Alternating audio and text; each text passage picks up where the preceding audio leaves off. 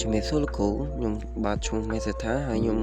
មក demo project lab 6នៅក្នុង Figma យកមកធ្វើក្នុង Flutter អញ្ចឹងនៅក្នុងnavigate bar យក plan ខ្ញុំអាច scroll បានហើយជាមួយនឹង task ខ្ញុំក៏អាច scroll ឡើងលើចុចក្រោមនឹងសម្រាប់រូបភាពក៏ខ្ញុំអាច scroll ឆ្វេងស្ដាំបានដូចគ្នា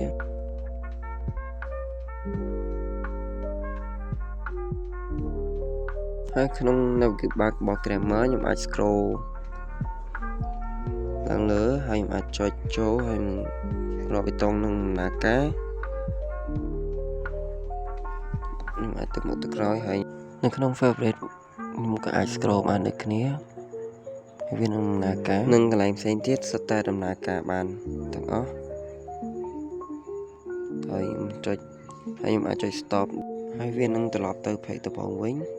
សម្រាប់វីដេអូនេះក៏មានតែប៉ុណ្្នឹងដែរសូមអរគុណលោកគ្រូសម្រាប់ការទស្សនាវីដេអូនេះ